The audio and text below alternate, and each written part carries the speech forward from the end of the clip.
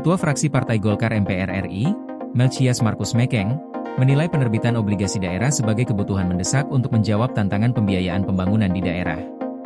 Menurutnya, konsep obligasi daerah bukan hal baru, namun selama lebih dari 2 dekade belum memiliki kerangka regulasi yang kuat sehingga belum dapat berjalan optimal. Ia menyampaikan bahwa sejak tahun 1999 gagasan ini telah diperkenalkan melalui seminar nasional, namun saat itu belum mendapat momentum yang tepat.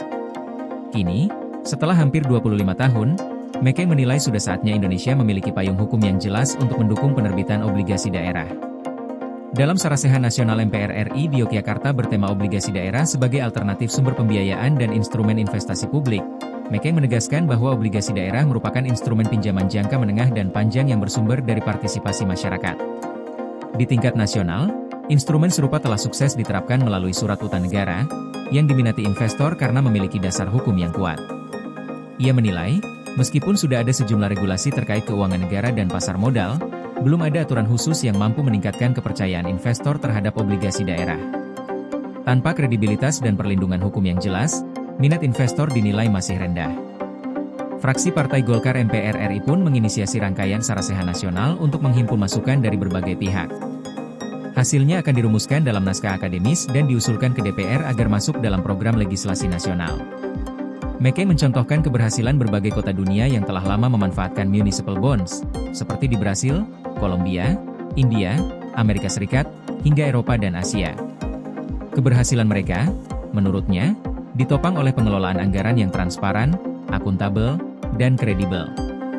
Ia juga menyoroti menurunnya porsi dana alokasi umum dari pemerintah pusat yang kini tidak lagi mencapai 26%, melainkan turun ke sekitar 19% dalam nota keuangan 2026. Hal ini dinilai membuat banyak daerah mengalami keterbatasan fiskal. Obligasi daerah dipandang sebagai solusi untuk mempercepat pembangunan infrastruktur, seperti jalan, air bersih, rumah sakit, dan utilitas publik. Mekeng meyakini daerah istimewa Yogyakarta memiliki potensi besar menjadi pelopor penerbitan obligasi daerah.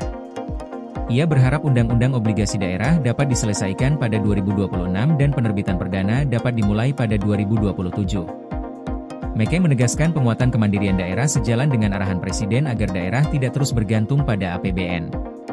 Menurutnya, dana besar dari lembaga seperti Taspen, BPJS Ketenagakerjaan, dan dana pensiun berpotensi menjadi investor utama. Ia optimistis obligasi daerah akan memperkuat perekonomian wilayah dan mendorong pertumbuhan ekonomi nasional. Koordinasi PLN dengan TNGL jelang Hari Kesaktian Pancasila, listrik terbangun, alam tetap lestari. Panen perdana garam Aceh. PLN hadirkan energi untuk UMKM di momen menyambut Hari Kesaktian Pancasila.